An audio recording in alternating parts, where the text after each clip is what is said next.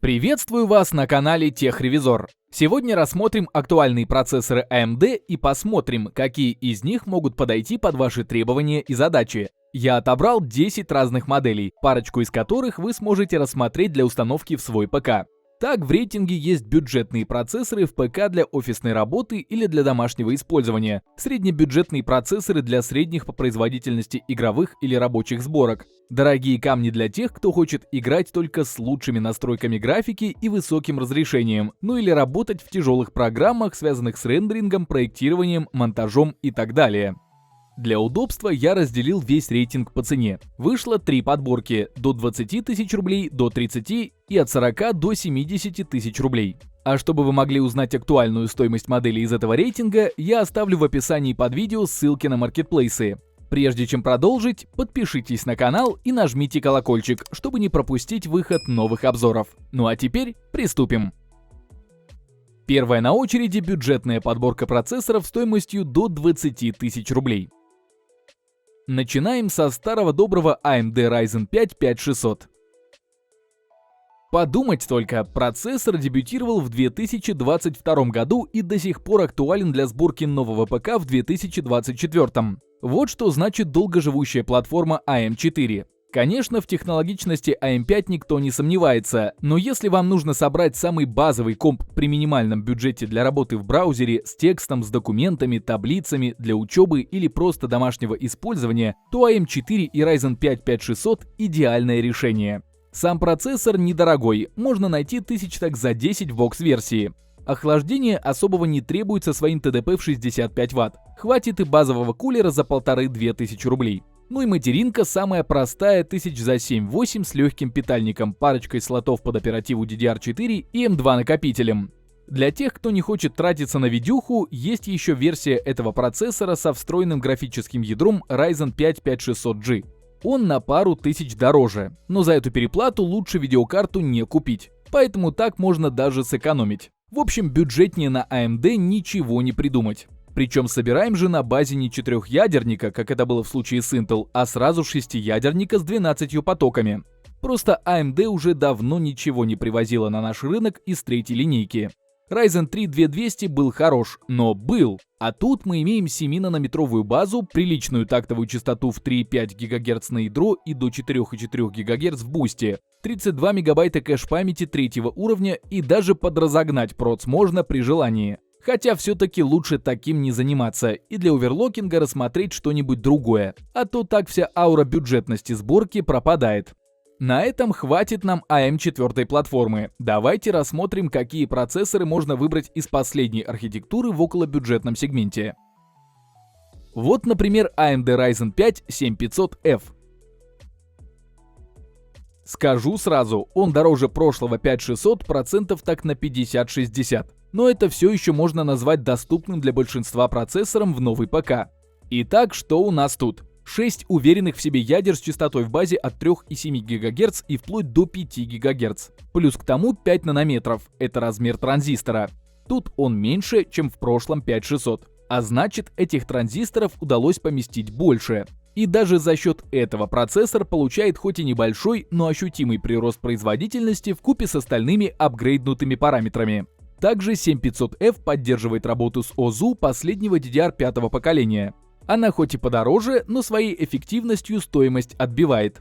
Что примечательно, от всех улучшений ТДП остался на том же уровне. То есть вам не придется думать про охлаждение, если, конечно, не придет в голову его разогнать, хотя законом не запрещено.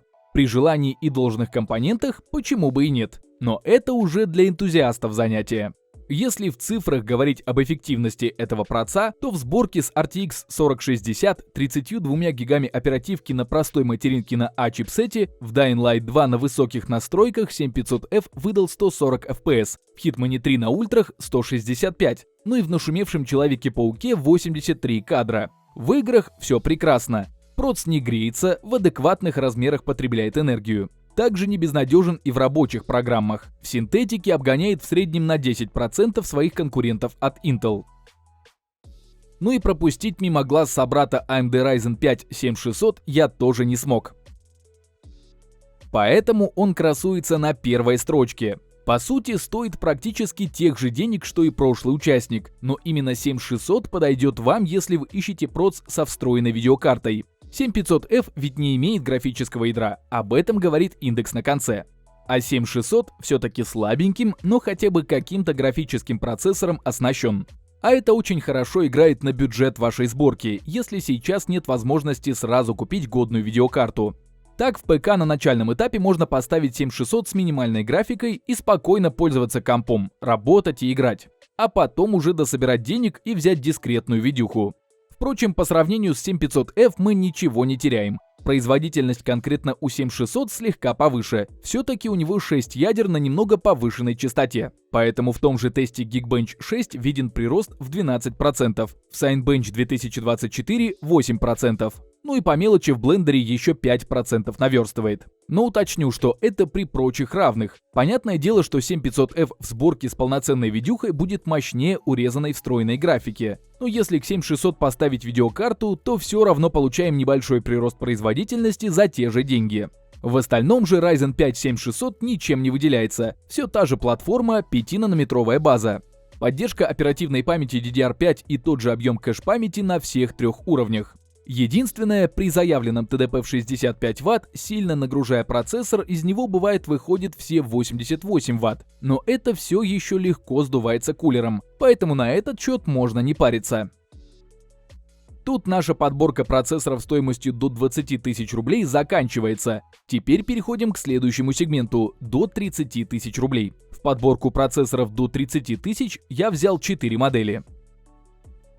Начинаем с AMD Ryzen 5 8600G.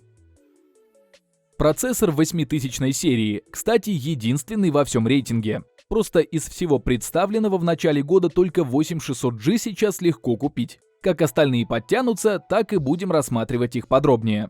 Ryzen 5 8600G устанавливается в тот же AM5 сокет, то есть базово он не скаканул на голову выше прошлого поколения. Но тем не менее, этот проц строится уже по технологии 4 нанометров. При этом имеет все те же 6 ядер, 12 потоков и приличную тактовую частоту 3,8 ГГц в базе и 5,1 в бусте. Энергопотребление остается на том же уровне, примерно до 65 Вт, если не выжимать из процессора все соки. Относительно прошлых поколений у 8600G порезали кэш-память. Конечно, это сказывается на производительности, но фишка этого процессора в его графической составляющей новой генерации. Так, изучая тесты, 8600G на тестовом стенде из RTX 4090 и 32 ГБ ОЗУ DDR4 ничем не выделился среди конкурентов. В играх он везде занимал средние позиции, где-то отставая от того же 7600 и Intel i5-13400, где-то наоборот опережая. В бенчмарках ситуация аналогичная. Но как только дело дошло до тестирования встроенной графики, Ryzen 5 8600G показал, для чего существует. Так в Baldur's Gate, CSGO 2, Forza Horizon 5 конкуренты ушли назад, показав на 50% меньше FPS. Где-то разница была вообще в 2 раза.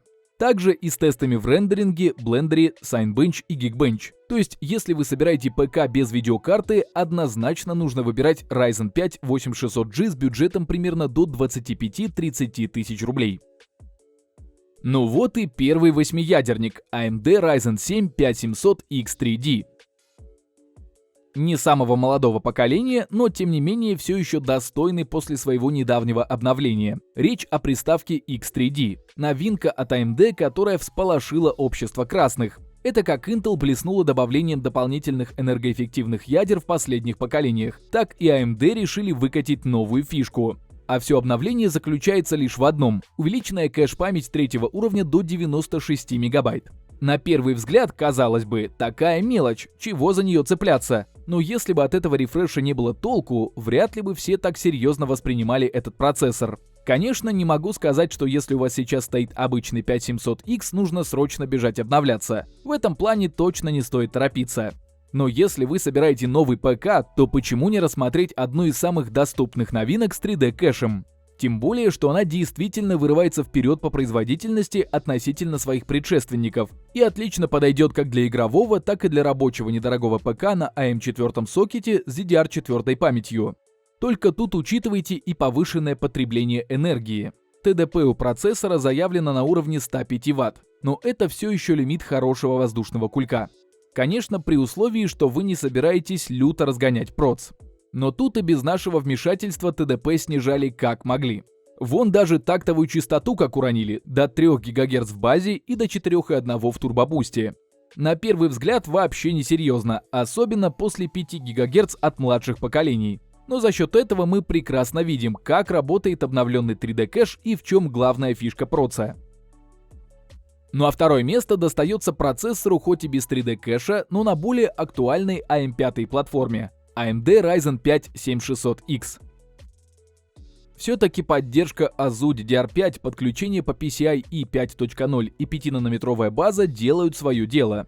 Кстати, этот 7600X самый доступный в этой подборке. Я бы даже мог его скорее отнести к прошлой категории процов стоимостью до 20 тысяч рублей.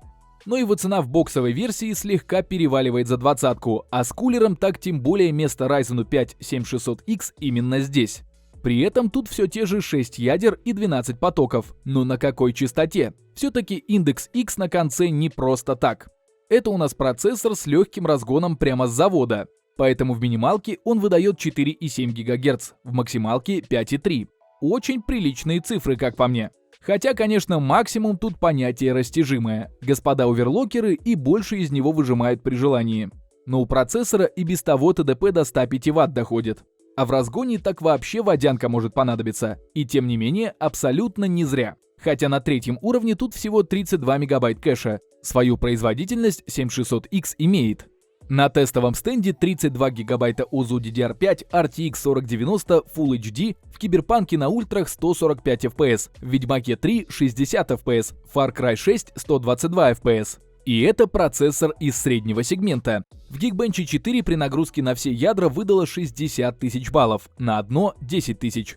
Если говорить о более серьезных задачах, рендеринг в блендере, например, там он не показывает вау-результата. Просто хорошо отрабатывает на уровне своих конкурентов от Intel по цене. Поэтому если вы хотите в среднебюджетном сегменте купить что-то горяченькое игровое на свежей внутрянке, то welcome. Закрывает этот сегмент AMD Ryzen 7 7700. Без всяких префиксов, улучшайзингов и рефреша. Именно он, как по мне, один из лучших в бюджете до 30 тысяч рублей. Кстати, в голой OEM версии стоит не так уж дорого, можно и за 25 тысяч найти. Ну а в боксовой с кулером уже не отвертеться, будьте добры. Раз уж об этом заговорили, давайте сразу уточню, что процессор хоть и 8-ядерный, но много кушать не просит. При сильных нагрузках рассеивает примерно около 90 Вт тепла. К охлаждению не требователен, да и в принципе греться выше 70-80 градусов не любит. Поэтому кидать в него водяным охлаждением вообще не обязательно, если говорить о заводских способностях, само собой. Стоковые частоты у него тоже приличные, начинается все с 3,8 ГГц и заканчивается бустом до 5,3. Максималка получается как у прошлого раскочегаренного 7600X. Но тут ведь у нас 8 ядер, слегка побольше кэш-памяти, поэтому и без всяких тестов понятно, что в конкуренты он ему не годится. Если говорить о способностях проца в цифрах, то не ограничивая его по видеокарте и ОЗУ, в тестах показывает такие результаты.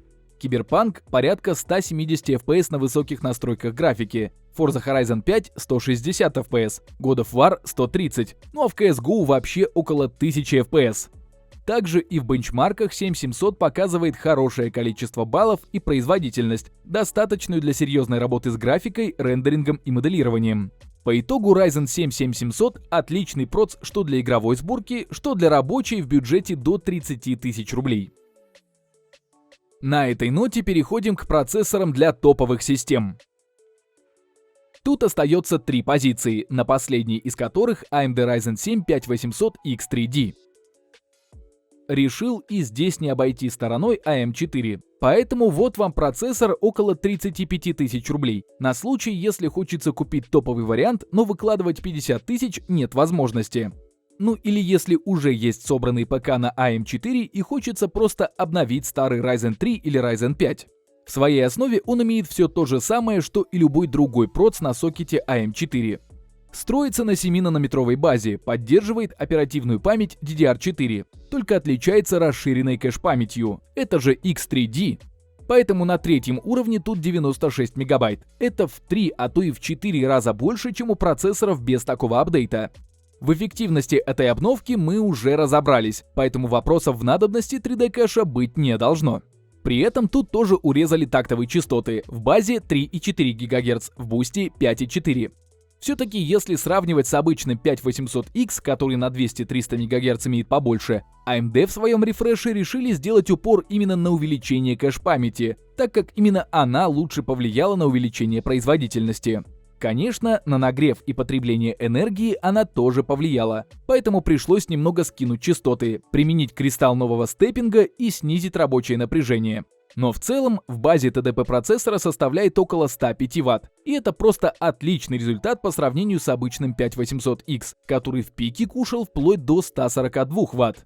Так что у AMD получилось и производительность слегка подкрутить, и температуры с потреблением энергии уронить, и предложить отличный вариант для тех, кто хочет обновить свой процессор на уже собранном AM4. А вот и первый довольно серьезный и горячий процессор AMD Ryzen 7 7800X3D. Вот тут уже вряд ли получится обойтись воздушным охлаждением. Само собой, у всех сборки разные. Кто-то на таком процессоре будет пасьянс раскидывать, а кто-то рендерить 4К видео, играть на ультрах и работать с тяжелыми файлами на десятки гигов. У этого проца по классике 8 ядер, работают они на приличной частоте, от 4,2 до 5 ГГц. В стоке, без всяких разгонов. Хотя что-что, а разгон тут далеко не редкая история. Все-таки такие процы берут уже прошаренные пользователи, которым интересно получить максимум и даже больше за уплаченные деньги. Но тогда точно придется подумать об охлаждении. Тем более, что и ТДП только в базе порядка 120 Вт. Что уж говорить о раскочегаренном камне. Но его так в базовую сборку не лишним будет накинуть водянку. Мы же все понимаем, что никто раскладывать пасьянс не будет. Если говорить о цифрах, то вот что может 7800X3D. Как обычно, RTX 4090 32 ГГц, в Diablo 4 380 FPS, в 2К 200, Forza Horizon 5 220 FPS, в 2К 160, Cyberpunk 140 FPS Full HD и 85 в 2К. В общем, с таким процессором можно уже смелее запускать игры в 2К разрешении. Главное, чтобы видюха соответствовала и давала раскрыться ядрам и кэшу. А вот в тестах на рабочих приложениях мне не сильно понравилась работа 7800X3D. Есть конкурент в лице того же 7700 из прошлой подборки, который стоит процентов так на 30 дешевле, но отрабатывает на том же уровне в блендере, Geekbench, Cinebench и 3D Mark. Поэтому Ryzen 7 7800X3D это больше про игровую сборку. Ну и первое место занимает флагманская модель AMD Ryzen 9 7950X3D. Процессор, который не перебирает задачи, а делает все, что вы скажете. Конечно, тут и денег нужно выложить в 2 раза больше, чем за прошлые семерки. Но флагман на то и флагман, чтобы быть доступным только для узкого круга профессионалов, действительно нуждающихся в лучшем. Понятно, что все начинаем с сокета AM5 и быстрейшей оперативки DDR5. Но большую производительность этот процессор получил за счет большего количества ядер. Их здесь 16, а потоков 32. Причем работают они на рекордных частотах, вплоть до 5 и 7 ГГц в стоке. А если его еще и подразогнать, то получится пушка под любые задачи на следующие долгие годы вперед. Только главное, ни с чем не переборщить во время оверлокинга. Но это уже не мне вам объяснять. Просто имейте в виду, что автоматом к этому процессору нужно покупать хорошую водянку. Не с AliExpress за 3000, а действительно хорошую. Но если вплотную подойти к сравнению этого проца условно хотя бы с 7900X3D, то бенчмарки показывают такой результат. Passmark и Geekbench выдали на 20% больше баллов для 7950X, Cinebench R15 на 11%, а HD Benchmark, который тестирует скорость перекодировки видео, и вовсе показал, что 7950X на 30% быстрее справляется с работой. Для рабочих задач это отличный результат. В играх также видно, что 7950X3D справляется даже с 4К, но при этом меньше нагреваясь. Поэтому, по моему мнению, в самой топовой и современной сборке на 2024 год должен стоять Ryzen 7950X3D. На этом мой рейтинг подошел к концу. Стоимость всех моделей рейтинга можно посмотреть по ссылкам, оставленным в описании и закрепленном комментарии. Подписывайтесь на канал, ставьте большие пальцы вверх, а также не забывайте включить уведомления, чтобы первыми узнавать о новых рейтингах и обзорах техники. А с вами была команда канала Техревизор.